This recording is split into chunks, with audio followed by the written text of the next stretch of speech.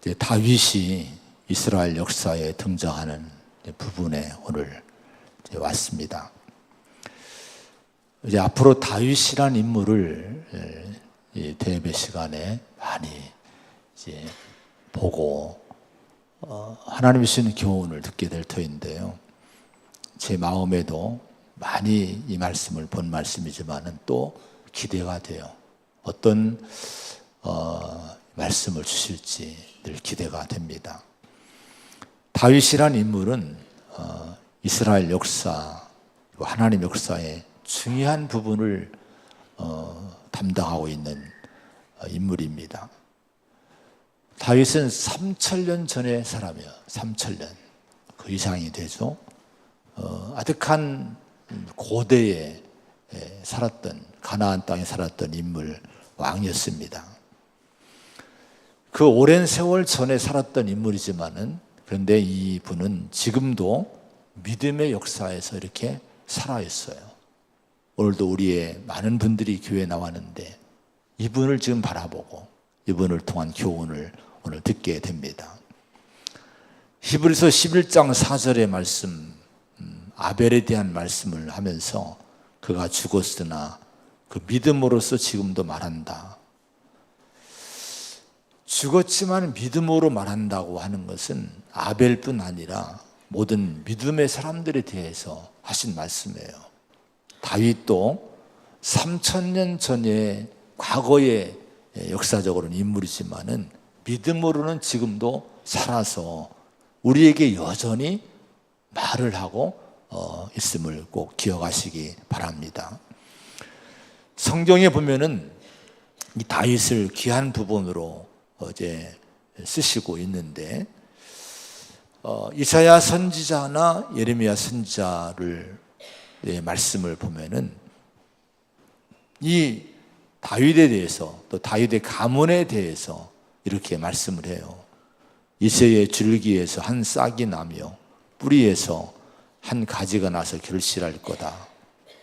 내가 다윗에게 한 의로운 가지를 일으킬 것이다. 그가 왕이 되어 지혜롭게 다스리고 세상에서 정의와 공의를 행할 것이다. 유다는 그날에 구원받고 이스라엘은 평안히 살 것이다. 앞으로 구원자로 오실 메시아, 하나님이 그 메시아를 일으킬 건데 어디서 나오냐? 이새의 뿌리에서 다윗의 자손 가운데 나오리라, 이렇게 말씀을 했습니다. 마태복음 1장 1절에 보면은 아브라함과 다윗의 자손 예수 그리스도의 계보라. 예수님을 다윗의 자손으로 이렇게 성경은 기록을 하고 소개합니다. 계시록 22장 16절에 보면은 나 예수는 하면서 나는 다윗의 뿌리요 자손이다. 우리 주님이 그렇게 성령을 통해서 세상에 자신을 선포하고 자기 신의 정체를 밝히신 거예요. 나는 다윗의 뿌리요 자손이다. 공동번역에 보면은 나는 곧 다윗의 뿌리에서 돋은 그의 자손이며 빛나는 샛별이다, 이렇게 번역했습니다. 자, 이런 말씀들을 볼 때에 다윗이라고 하는 인물은 하나님 역사에 있어서 정말 소중한 인물이에요. 영광스럽게 위대한 인물로 하나님이 쓰신 인물임을 보게 됩니다. 우리 예수님이 하나님의 아들이신 그분이, 지금도 살아계시고 역사를 주관하신 그분이 그렇게 소개를 한 거예요. 나는 다윗의 뿌리에서 나온 자손이다고, 나는 다윗의 자손이다고 예수님이 그렇게 밝히신 거예요. 얼마나 놀라운 영광스러운 일입니까? 자, 그러면 어떻게 이 다윗이란 이 분이 하나님의 영원한 구원의 역사에 없어서는 안 되는 이 귀중한 인물로 쓰임을 받았을까? 이유가 뭘까요? 앞으로 그런 말씀들이 계속 나오겠지만은 오늘 말씀에 특별히 그 해답이 나옵니다. 그래서 오늘 말씀은 우리 신앙의 귀한 진리를 가르쳐주는 말씀이에요. 1절의 말씀 한번 같이 보겠습니다. 1절입니다. 시작. 여호와께서 사무엘에게 이르시되 내가 이미 사울을 버려 내가 그를 위하여 언제까지 슬퍼하겠느냐. 너는 뿔에 기름을 채워 가지고 가라. 내가 너를 베들레헴 사람 이새에게로 보내리니 이는 내가 그의 아들 중에서 한 왕을 보았느니라 하시는지라. 자, 사무엘에게 한 말씀이에요. 사울을 버린다고 하니까 사무엘이 마음이 슬퍼합니다. 그런데 하나님이 말씀하신 거예요. 내가 이미 사울을 버렸고 이스라엘 왕이 되지 못하게 했는데 언제까지 너 슬퍼할 거냐. 이렇게 말씀을 하시면서 다윗을 세우도록 베들레헴으로 보내는 말씀입니다. 근데 이 말씀을 할 때 사울 왕이 죽은 때가 아니에요. 왕자에서 쫓겨난 때가 아닙니다. 아직도 사울은 왕으로서 건재하고 있었어요. 그런데 아직도 왕으로서 이 권세를 부리고 있고 건재하고 있었지만 하나님은 사무엘에게 말씀한 거예요. 그는 이미 내가 버렸다는 거예요. 하나님은 이미 사울을 버렸다는 거예요. 이 말씀은 두려운 말씀입니다. 아직 나는 건재한 것 같은데 실상은 하나님의 마음이 떠난 사람일 수 있다고 하는 거예요. 생각해 보세요, 여러분. 나는 지금 잘 살고 있는 것 같은데 하나님이 난 너 이미 버렸다. 이렇게 말씀하신다면 얼마나 비참한 일입니까? 말라기 1장 10절에도 보면은 만군의 여호와가 이르노라 너희가 내 제단 위에 헛되이 불살하지 못하게 하기 위하여 너희 중에 성전 문을 닫을 자가 있었으면 좋겠도다. 내가 너희를 기뻐하지 아니하면 너희가 손으로 드리는 것을 받지도 아니하리라. 이런 말씀을 하셨습니다. 유대인들은요 여전히 성전을 잘 가꾸고 있고 제사장들을 통해서 예배를 드리고 제사를 드리고 제물을 드리고 이런 일을 하고 있었어요. 그런데 하나님이 말라기라는 선자를 일으키셔서 이렇게 말씀하신 거예요. 누가 저 성전문 좀 잠궈라. 누가 저 성전문을 닫아 걸었으면 좋겠다. 나 이 예배 받고 싶지 않다. 너희들 제사 받고 싶지 않다. 너희들 제물 내가 받고 싶지 않다. 이렇게 하나님이 말씀하신 거예요. 여러분 얼마나 두려운 이런 얘기입니까? 어쩌면 하나님은 지금 우리 중에 누군가 인생을 향해서 나는 너의 문을 닫았다. 이렇게 말씀하실 수도 있다고 하는 거예요. 저는 이 말씀을 묵상하면서 정말 제 마음에 이 두려운 마음을 가졌어요. 그럴 수도 있겠구나. 빌립보서 2장 12절에 보면은 나의 사랑하는 자들아 너희가 나 있을 때뿐 아니라 더욱 지금 나 없을 때에도 항상 복종하여 두렵고 떨림으로 너희 구원을 이루라. 교회를 향한 말씀이에요. 우리 여러분 하나님 말씀 주님 말씀이 뭡니까? 우리가 구원받은 성도 교회지만은 이걸 완전히 완성이 될 때까지 두렵고 떨리는 마음으로 이걸 지켜내라는 거예요. 우리 신앙생활을 정말 두렵고 하나님을 두려워하는 마음으로 떨리는 마음으로 이 신앙생활을 잘 해나가야 된다고 말씀하십니다. 여러분이 그런 마음으로 우리 신앙을 잘 지켜나가시기를 간절히 부탁을 드립니다. 자, 이 사무엘을 그래서 이 베들레헴으로 보내십니다. 이새의 집으로 보내십니다. 그러면서 이렇게 말씀하셨어요. 1절에 내가 그의 아들 중에서 한 왕을 보았느니라. 이건 다윗을 봤다는 거죠. 이미 다윗을 보고 이 다윗을 사울을 대신해서 이스라엘의 새로운 왕으로 하나님은 마음에 이미 결정을 하셨다는 거예요.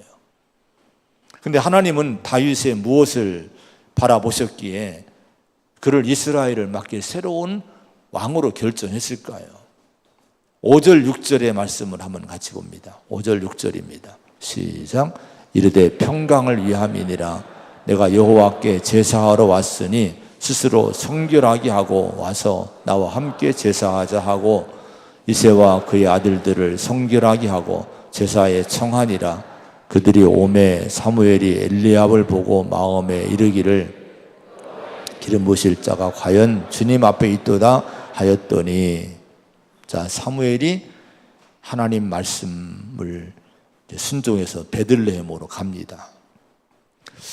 자, 5절 이전의 상황은, 읽은 지금 이 말씀 이전의 상황은 이런 상황입니다.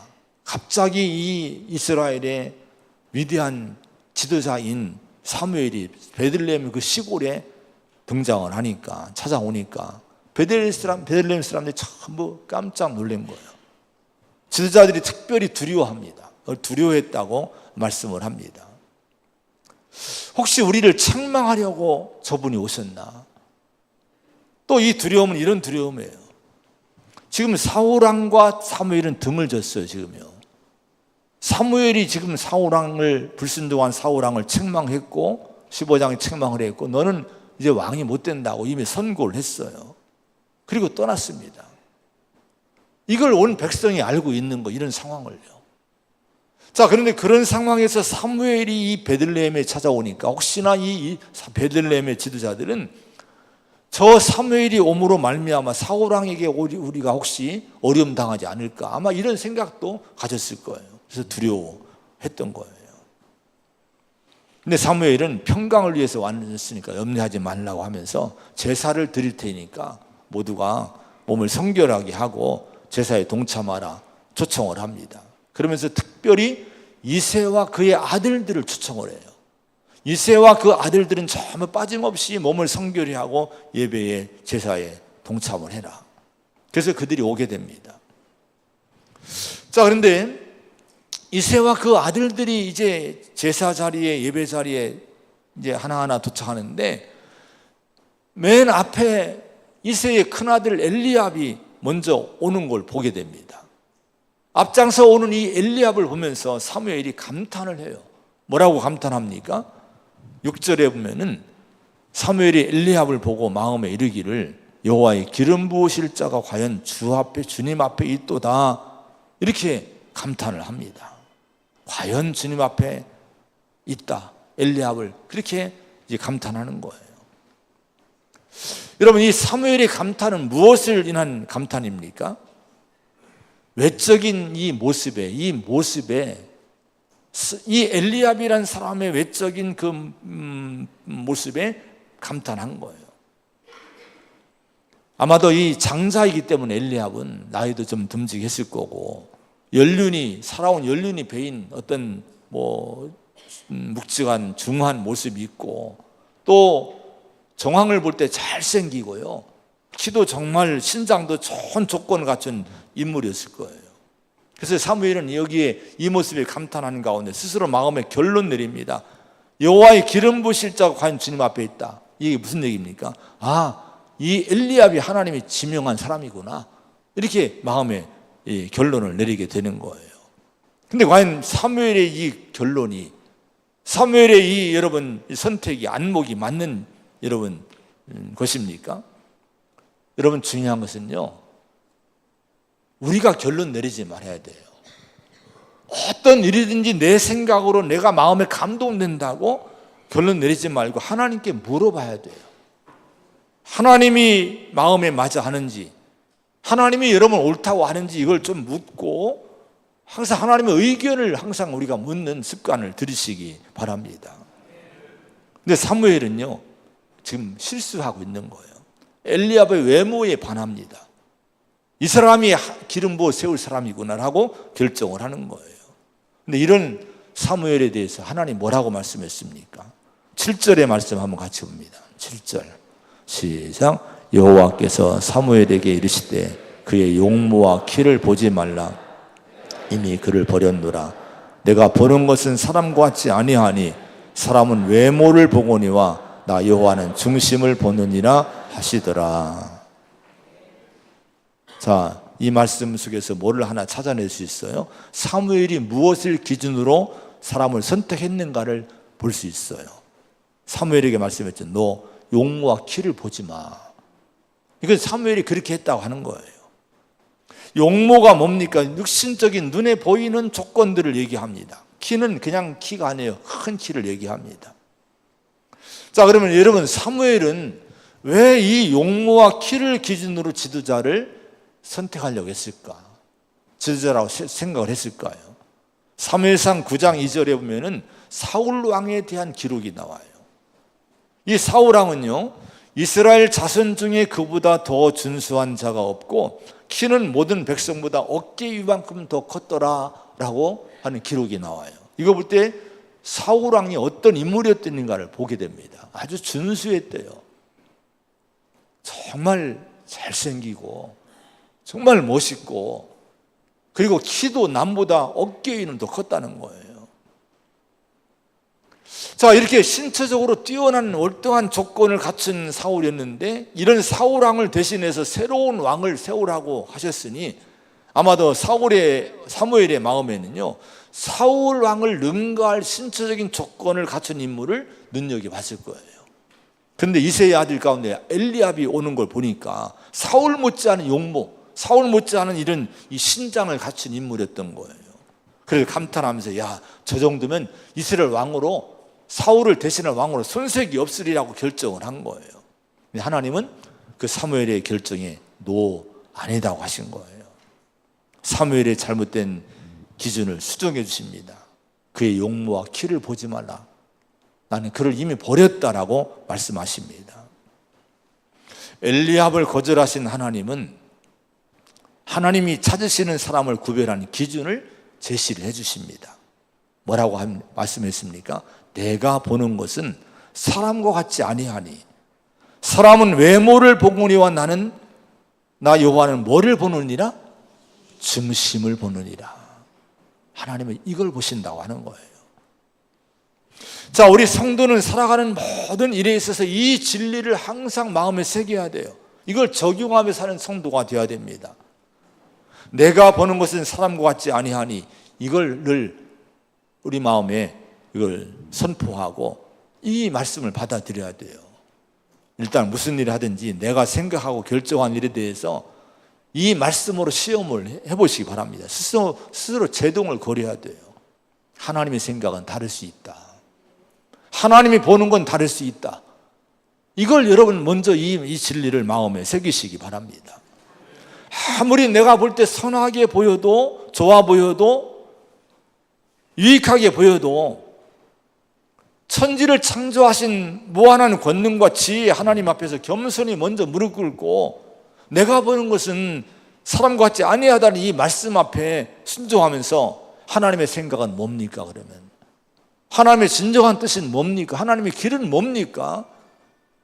이걸 여러분 자꾸 묵상하고 물어보는 그런 기도하는 습관을 들이시기 바랍니다. 이사야 55장 8절 9절에 이는 내 생각이 너희의 생각보다 다르며 내 길은 너희의 길과 다름이니라. 하늘이 땅보다 높음 같이 내 길은 너희의 길보다 높으며 내 생각은 너희의 생각보다 높음이니라 라고 말씀했어요. 이걸 잊지 마셔야 돼요. 여러분, 사람을 선택하신 하나님의 기준이 여러분 뭡니까? 사람은 외모를 보거니와 나 여호와는 중심을 본다고 분명히 말씀했어요. 공동번역에 보면은 사람들은 겉모양을 보지만 나 야훼는 속마음을 들여다본다.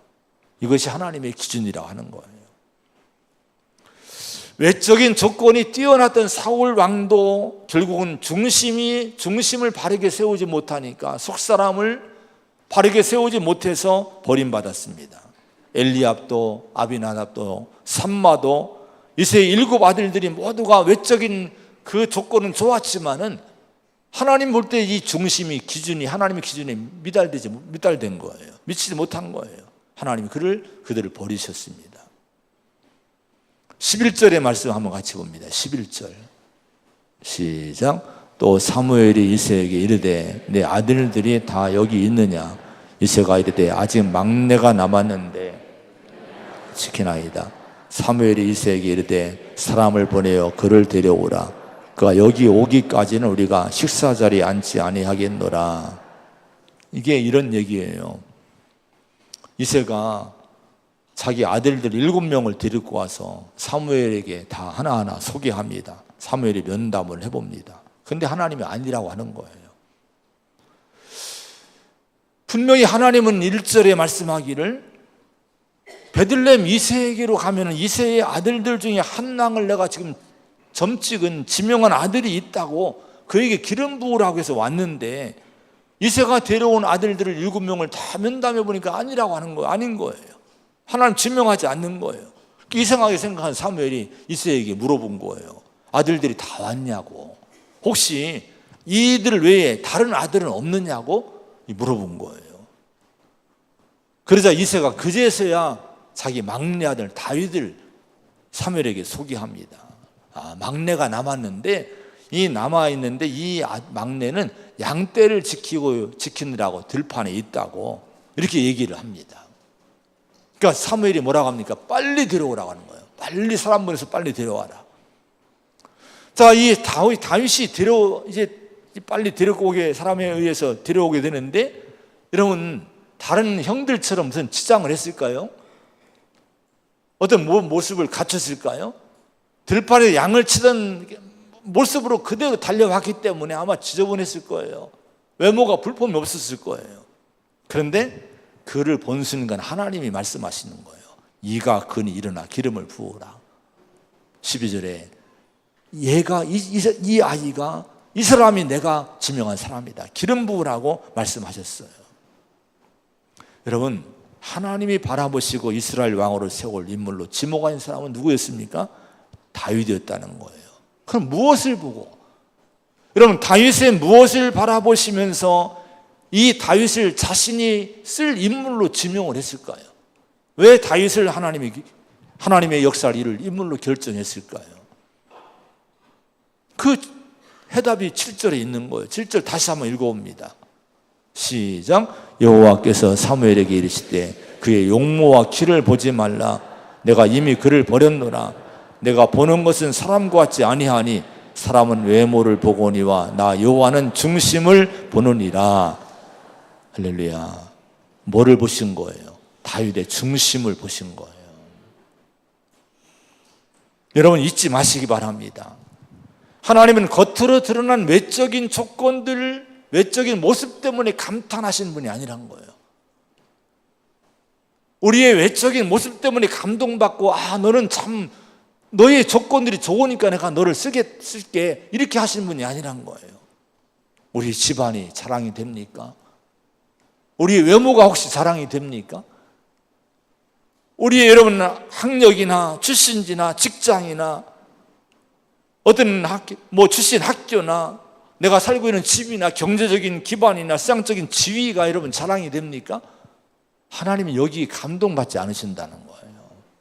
전혀 여기에 감동받지 않고 하나님 뭐를 보십니까? 그걸 뚫고 우리 내면을 보시는 거예요.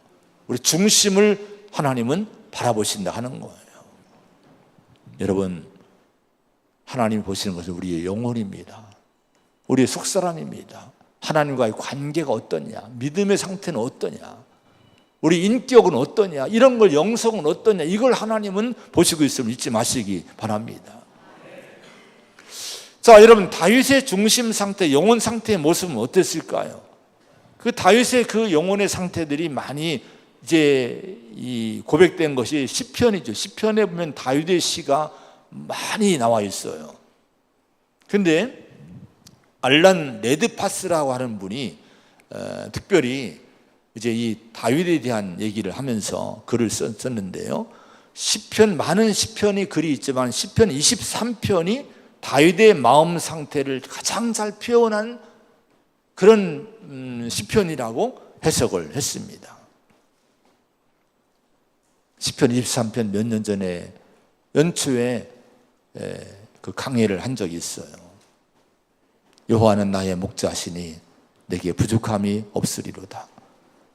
그가 나를 푸른 풀밭에 누이시며 쉴만한 물가로 인도하시는도다. 내 영혼을 수용시키시고 자기 이름을 위하여 의의 길로 인도하시는도다. 내가 사망의 음침한 골짜기로 다닐지라도 해를 두려워하지 않을 것은 주께서 나와 함께 하심이라. 주의 지팡이와 막대기가 나를 안위하시나이다. 주께서 내 원수의 목전에서 내게 상을 차려주시고 기름으로 내 머리에 부으셨으니 내 산이 넘치나이다. 내 평생의 선하심과 인자하심이 반드시 나를 따르리니 내가 여호와의 집에 영원히 살리로다. 이게 시편 23편의 말씀이에요. 이 말씀 속에 다윗의 그 믿음이 다 담겨 있는 거예요. 나는 목자가 없으면 안 되는 양일 뿐이란 거예요. 하나님은 나의 목자이십니다. 늘 하나님의 음성과 하나님의 인도를 받았던 인물이 다윗입니다. 늘 다윗은 하나님을 생각하며 평안했어요. 푸른 투장으로 쉴만한 물가로 나를 인도하시는구나. 이것은 다윗의 영혼의 평안한 상태를 얘기하는 거예요. 늘 평안이 샬롬 평안을 누린 거예요. 의의 길로 인도하신도다. 다윗의 마음이에요. 바라보는 거예요. 항상 다윗은 의의 길을 가기를 원했던 사람입니다. 사망의 음침한 골짜기로 다닐지라도 해를 두려워하지 않을 것. 이 다윗은 늘 당당했어요. 두려움이 없었어요. 사망의 음침한 골짜기 같은 어려움에 처했지만은 왜 두려움이 없었습니까? 하나님이 나와 함께 하신다는 거예요. 이 믿음이 다윗의 믿음이었던 거예요. 내 산이 넘치나이다. 원수의 목전에서 내게 상을 차려주시고, 이게 뭡니까? 감사가 넘쳤던 거예요. 하나님으로 인해서 내 잔이 넘친다는 거예요. 이것이 다윗의 영성이었던 거예요. 내가 여호와의 집에 영원히 살리로다. 다윗은 이미 확정된 마음을 가지고 있어요. 조금도 흔들림 없이 나는 하나님의 집에 살리로다. 하나님의 사람으로 살겠다. 이것이 마음이 확정된 사람이었어요. 이것이 다윗의 중심이었던 거예요. 이런 말씀을 들으면 어떤 분은 마음속으로 한숨을 쉴지도 몰라요. 아유, 나하고는 너무 거리가 먼 모습이야. 다윗은 아마 그렇게 타고난 영혼의 사람인가 봐. 나는 죽어도 그런 인생 못 살아. 그러나 그렇지 않아요. 다윗이 날 때부터 그렇게 훌륭한 영혼의 상태로 처음부터 그렇게 태어난 사람이 아니란 거예요. 유진 피터슨의 이 다윗에 대한 책을 읽어보니까요. 읽다가 제가 이렇게 중간만 읽었는데, 왜냐하면 계속 반복되는 것이 다윗은 평범한 사람이었다는 거예요. 다윗이 특출난 사람이 아니란 거예요. 평범한 인물이었다는 거예요. 여러분, 시편 51편 5절에 다윗은 고백합니다. 내가 죄악 중에 출생하였으며 우슬초로 나를 정결하게 하소서. 내가 정하리이다. 나의 죄를 씻어주소서. 내가 눈보다 희리이다. 여러분, 다윗도 다른 사람들처럼 다른 인간들처럼 여러분 자기 죄가 많았고 실수가 많았고 죄로 인해서 고통을 여러분 속에 있었던 인물이 다윗입니다. 그런데 그럼에도 불구하고 하나님을 늘 가까이 한 거예요. 하나님 은혜를 구한 거예요. 하나님과의 교제가 끊어지지 않은 거예요. 이랬을 때에 여러분 이 다윗이 하나님에 의해서 그 영혼의 아름다움이, 은혜가 여러분 그 안에 형성된 줄로 믿습니다. 하나님은 우리 인간을요 자기 책임적인 존재로 만드셨어요. 무엇에 대한 책임적인 존재입니까? 자기 영혼을 가꾸고 믿음을 찾고 믿음을 지키는 것에 대한 책임적인 존재로 만드신 거예요. 구원은 십자가 복음을 믿음으로 말미암아 은혜로 주어지는 것, 선물로 받습니다. 거룩한 성화의 삶도 내 힘으로 안 돼요. 성령의 능력이 역사할 때 내가 거룩한 삶을 살 수 있어요. 그런데 우리는 우리 자신에게는 뭐가 주어져? 의지가 있어요. 이 의지로 하나님을 끊임없이 바라봐야 돼요. 성령이 내 안에 오셔서 나를 가르치고 나를 인도하시는데, 이 성령의 인도하심, 가르침, 감동하심을 소멸시키지 말고 불순종하지 말고 여기 자꾸 우리가 믿음으로 의지함으로 성령에 순종하는 성도가 되어야 됩니다. 그럴 때 여러분 하나님이 성령이 여러분 내 영혼을 빚어주고 만들어주시게 되는 거예요. 영적으로 그러므로 나태하지 말아야 돼요. 영적 게으름을 여러분 변명 삼지 말아야 되는 거예요. 영적으로 부지런하고 하나님을 찾고 예배자 말씀에 여러분 사람이 될 때 우리 영혼이 여러분 잘 만들어지게 될 줄로 믿습니다. 여러분 운동 많이 하시죠? 왜 운동합니까? 여러분 화장대 보면 화장품 많잖아요. 옷장을 열어보세요. 얼마나 옷들이 많습니까 요즘요. 다 왜 그렇습니까? 그 많은 돈을 투자하고 많은 시간을 투자해서 내 몸을 만드는 거예요. 젊음을 지키려고 하는 거예요. 여러분 가만히 돈도 안 쓰고 누워있는데 얼굴이 만들어집니까? 건강이 만들어집니까? 내가 노력하고 땀 흘리고 뭔가 투자하고 힘써야 내 건강도 지켜지는 거예요. 외모도 여러분 이만큼의 이 모습들이요 그냥 온 것이 아닐 거예요. 1시간, 2시간 앉아있다 왔기 때문에 이 모습으로 앉아 계실 거예요. 우리 영혼도 그렇다는 거예요. 출애굽기 34장 29절에 보면은 모세 얼굴이 광채가 난다고 해서 광채가. 그 광채가 그냥 난 겁니까? 남들은 다 밑에 있을 때 모세는 신의 산을 올라갑니다. 그 높은 산에 올라가서 하나님과 교제하고 말씀 듣고 묵상하고 기도하고 금식하고 이런 가운데 이 내면이 하나님으로 채워지고 말씀으로 채워지니까 이것이 내 얼굴에 모세 얼굴의 광채로 여러분 드러나게 된 거예요. 다윗을 바라보실 때 왜 바라봤습니까? 그 영혼의 광채가 난 거예요. 다윗이 그 영혼의 광채가 그냥 난 것입니까? 여러분 다윗은 정말 남들이 보지 않는 그 시간에 하나님과 깊은 교제하고 하나님과의 관계를 깊이 갖게 된 거예요. 여러분 요즘 어디에 우리의 눈이 많이 가 있습니까? 어디에 시간을 많이 투자하십니까? 거울 앞에 있는 시간과 하나님 앞에 있는 시간이 어디가 더 많은가요? 여러분 내 몸을 가꾸려고 하는 그 시간과 여러분 영혼을 가꾸려고 하는 시간과 어느 시간이 더 많습니까? 우리는 영혼을 가꾸는 시간을 많이 가져야 될 줄로 믿습니다. 왜 그래야 됩니까? 왜 우리가 우리의 중심이 하나님의 마음에 드는 사람이 여러분 돼야 됩니까? 다윗은 베들레헴 출신이에요. 시골 사람이라는 거예요. 한마디로 태생이 지방 출신이란 거예요. 이새가 사무엘의 추정을 받았을 때 다른 7의 아들들은 전부 이름을 올리고 단장시키고 소개합니다. 자랑스럽게 소개합니다. 근데 다윗만은 그 명단에 누락시켜요. 소개하지도 않나요? 11절에 사무엘이 물어보니까 아직 막내가 남았는데 그가 양을 지켜나이다. 이게 무슨 얘기일까요? 이 다윗은 소개할 만한 인물이 못 됩니다. 그런 거예요. 누구한테 내놓을 만한 변변치 못한 인물이라고 하는 거예요. 하찮은 아들이란 거예요. 다윗은 무명의 아들이었고 소개받지 못한 인물이었고 늘 소외된 인물이었습니다. 그런데 보세요. 누가 다윗을 불러내셨습니까? 아버지도 다 감춰놓고 형제들도 감춰놓고 누구도 드러내지 않았는데 하나님이 그를 불러내신 거예요. 왜 그랬을까요? 영혼 때문에 중심이 바르게 되니까 그런 거예요. 우리의 중심이 바르면요 영혼이 바르면 하나님 언젠가 그를 불러내실 줄로 믿습니다. 이게 그래서 우리가 영혼을 가꿔야 된다 하는 거예요. 우리 19절, 20절, 21절 한번 같이 읽어봅니다. 19절, 20절, 21절 시작.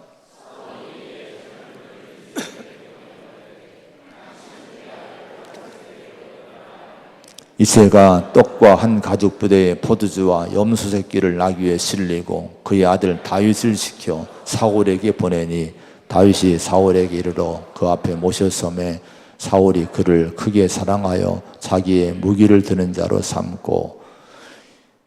이런 상황이에요. 사울이 악신에 걸립니다. 고통당해요. 그때 다윗이 소개를 받고 다윗을 불러오게 해요. 다윗이 노래를 잘하고 악기를 잘 다루니까 찬양하게 하려고 이제 불러오는 거예요.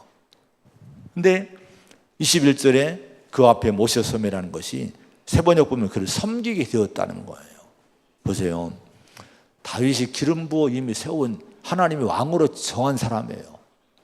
근데 바로 왕으로 세워주지 않고 하나님 훈련의 기간을 보내게 합니다. 어떤 훈련을 시킵니까? 왕될 사람인 다윗에게 현재 왕인 사울왕 밑으로 들여보내서 그 왕을 섬기는 훈련을 하게 한 거예요. 이 훈련을 통과하고 합격했을 때 하나님이 그를 세운 거예요. 특별히 우리 하나님의 사람들에게는 어떤 훈련을 하나 시키는 거예요? 섬김의 훈련을 시킵니다. 주님은 섬기러 오셨기 때문에 우리가 주님의 일을 하려면 섬기는 사람이 되어야 돼요. 혹시 여러분 교회 공동체가 왜 필요한지 아십니까? 어느 분들은 홀로 그냥 여러분 가나안 성도, 안나가 성도가 있잖아요. 집에서 혼자 TV 보고 예배 드리고 그걸로 신앙생활 하는 사람 있잖아요. 그게 좋은 게 아니에요. 하나님은 공동체를 불러내시는 거예요. 여기 오면 마음에 맞지 않은 사람도 있고 이런저런 사람 많아요. 또 내가 섬겨야 돼요. 근데 이런 공동체 속에서 내가 섬김의 훈련을 통과해야만이 내 영혼이 바르게 세워지게 되는 거예요. 혹시나 여러분 불편한 사람 있습니까? 그런데 하나님은 그 사람을 섬기라는 거예요. 우리를 그 훈련 속으로 집어넣는 거예요. 지금요. 사울 밑으로 들여보내잖아요. 다윗을요. 여러분 어떤 상황이든지 피하려고 하지 말고 도망가려고 하지 말고 정말 예수님 마음으로 섬김의 훈련을 잘 받는 성도가 되시기를 축원합니다. 나중에 하나님이 그 사람을 높이는 거예요. 마지막 말씀 하나만 더 읽어보겠습니다. 우리 어떤 말씀이 있는 거 아니? 2절의 말씀 읽어봅니다. 시작. 사무엘이 이르되 내가 어찌 갈 수 있으리이까? 사울이 들으면 나를 죽이리이다 하니 여호와께서 이르시되 너는 암송아지를 끌고 가서 말하기를 내가 여호와께 들어왔다 하고. 자, 사무엘이 하나님이 베들레헴 이새한테 그 아들에게 가서 기름 부으라 하니까 두려워하는 거예요. 사울이 나를 죽일 거다. 그렇지 않아요? 사울이 왕인데 새로운 왕을 세우라고 세운다고 기름 부은다면 그 상황을 안다면 죽이지 않겠습니까? 사무엘도 두려워할 때요. 근데 여러분 이미 기름이 부어져서 다윗에게. 오늘날 근데 여러분 사울 왕이 사람을 보내서 이새에게 사람을 네 아들 다윗을 보내라는 거예요. 이때 얼마나 두려웠을까요? 혹시나 이거 들통난 거 아니야? 베들레헴 사람들이 다 알고 있는데 이것이 소문난 거 아니야? 이새도 두려워했을 거고 다윗도 두려워했을 거예요. 왜냐하면 이걸 알면 죽는 거거든요. 근데 이새는요 20절에 보면요 아들을 다윗을 사울에게 보냅니다. 이 보내는 이새의 마음 어떤 마음이었을까요? 그리고 순종하고 사울 밑으로 가는 다윗의 마음 어떤 마음이었을까요? 믿음으로 가는 거예요. 하나님이 신뢰하며 가는 거예요. 하나님이 기름 부었다면 하나님 나를 보호하실 거라는 믿음으로 가는 거예요. 여러분 하나님은 섬김의 훈련과 함께 우리 믿음의 성도인 또 한 가지 훈련시킵니다. 믿음의 훈련을 시키는 거예요.